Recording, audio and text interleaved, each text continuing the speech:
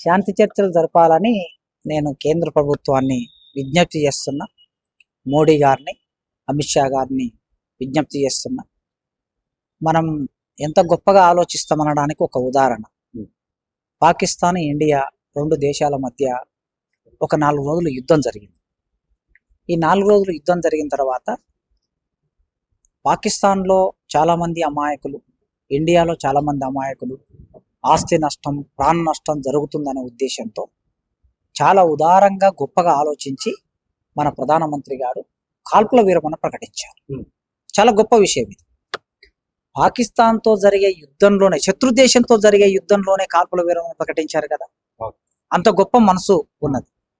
ఆ సందర్భంలో వారు ఏమన్నారంటే, భారతదేశము బుద్ధుడు నడయాడిన నేల ఇది, ఇక్కడ శాంతి వికసించాలి, అహింస ఉండాలి, మేము ఆ విధంగా ఆలోచించి కాల్పుల విరమణ ప్రకటించామని అన్నారు.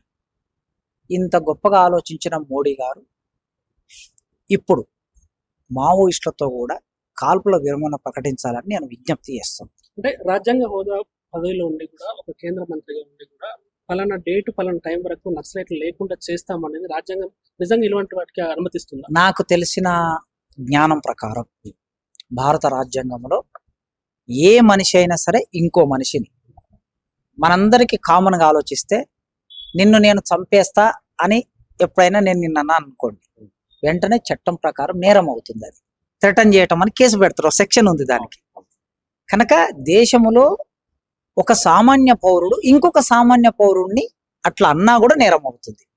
కనుక ఒక దేశ మంత్రిగా ఉండి మొత్తం భారతదేశాన్ని నడిపించవలసిన స్థానంలో ఉండి ఫలానా వాళ్ళను ఫలానా టైంలోగా మేము హతం చేస్తాం, ఫినిష్ చేస్తాం అనే ప్రయోగం అనేది సరైంది కాదు అనేది దేశంలో చాలా మంది భావిస్తున్నారు, నేను కూడా కోరుకుంటున్నాను. బీజేపీ నాయకులు ఏం చెప్తున్నారంటే, ఆపరేషన్ కగారం అంటే ఆదివాసులను చంపట్లేదు, సో ఆదివాసులను డెవలప్మెంట్ కాకుండా నక్సలైట్లు ఆపుతున్నారు, కాబట్టి అందుకని వారిని ఏరివేయాల్సి వస్తుంది అని కూడా వాళ్ళు చెప్తారు. అందుకోసమే సరిగ్గా సరే ప్రభుత్వం, కేంద్ర ప్రభుత్వం చెప్పేదే నిజం అనుకుందాం కాసేపు.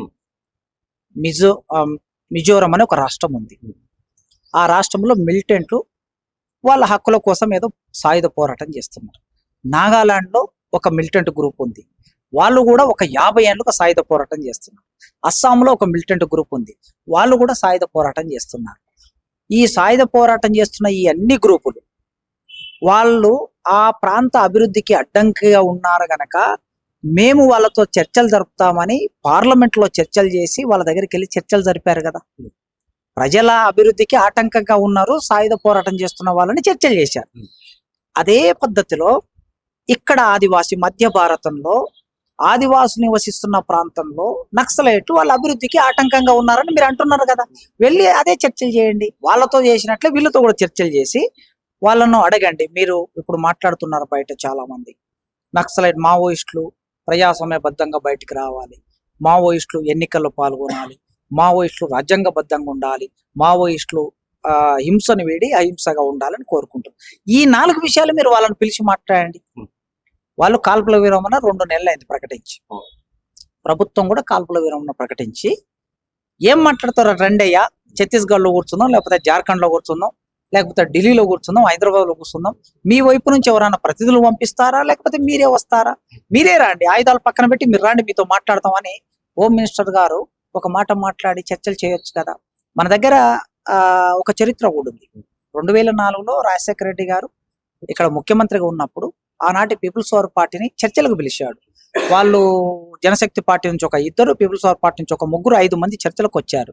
చర్చలకు వచ్చి హైదరాబాద్లో హోమ్ మినిస్టరు, ఐఏఎస్ ఆఫీసర్లు, హోంశాఖ కార్యదర్శులు కూర్చొని చర్చలు చేశారు. అట్లా మీరు కూడా చర్చలు చేయండి. అవి చర్చలు సఫలమవుతావా విఫలమవుతావా తర్వాత సంగతి.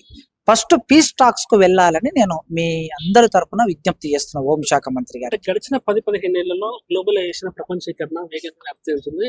భారత్ కూడా డిజిటల్ భారత్ అవుతుంది, ప్రపంచం కూడా డిజిటల్ మీడియం డిజిటలైజేషన్ అవుతుంది. అంటే ఇలాంటి నేపథ్యంలో ఇంకా తుపాకీ పట్టుకొని ఎక్కడో మారుమూల గ్రామాల్లో ఉండి, అంటే బ్యాలెట్ వైపు కాకుండా తుపాకీ కొట్టడం ద్వారా సమాజ స్థాపన ఇంకా చేయొచ్చని మీరు వాళ్ళకి ఏం చెప్తారు? వాళ్ళు ఇంకా నమ్మి కూడా అడుగులో ఉన్నారు కదా. అయితే భారతదేశంలో విశ్వాసాలు కలిగి ఉండే హక్కు అందరికీ ఉంది. ఒకరు పార్లమెంట్ ద్వారా సమాజం మారుతుంది అనుకుంటారు, ఒకరు బిఎస్పి ద్వారా సమాజం మారుతుంది అనుకుంటారు, ఒకరు కాంగ్రెస్ ద్వారా అనుకుంటారు, ఒకరు బీజేపీ ద్వారా అనుకుంటారు. అవి విశ్వాసాలు, నమ్మకాలు. వీళ్ళందరూ పార్లమెంటరీ పద్ధతిలో పోరాటం చేస్తున్నారు. సిపిఐ సిపిఎం పార్టీ కూడా ఉంది. వాళ్ళు ఏం కోరుకుంటారు? జర్మనీకి సంబంధించిన మార్క్స్, రష్యాకి సంబంధించిన లెనిను, వీళ్ళ పోరాటం ద్వారా భారతదేశంలో మార్పు వస్తుందని వాళ్ళు కోరుకుంటారు. మరి వాళ్ళు మన భారతీయులు కాదు. మార్క్స్, లెనిన్ మన భారతీయులు కాదు. అయినా ప్రపంచంలో మార్పు కోసం ఎవరు కోరుకుంటే ఆ సిద్ధాంతాన్ని నమ్ముతున్నారు. ఇది వీళ్ళ విశ్వాసం. అట్లే మావోయిస్టులు ఒక విశ్వాసం కలిగి ఉన్నారు. ఈ మార్క్స్, లెనిన్ తో పాటు మావో, మన పక్కన చైనాలో మావో అక్కడ సాయుధ పోరాటం చేసి విప్లవాన్ని తీసుకొచ్చారు. ఆ విధంగానే భారతదేశంలో సాయుధ పోరాటం చేస్తే విప్లవం వస్తుందని ఒక విశ్వాసం నమ్ముతున్నారు.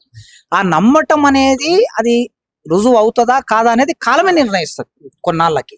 అయితే ఆ నమ్మకం ఉన్న వాళ్ళతో రేపు మీరు అన్నట్లు డిజిటల్ ఇండియాలో ఏఐ వచ్చిన ఈ రోజుల్లో విప్లవం సాధ్యమా, అవసరమా అని అంటే, భారతదేశంలో ఇంకా 80 కోట్ల మందికి కేంద్ర ప్రభుత్వమే నిత్యావసర వస్తువులను సప్లై చేస్తుంది.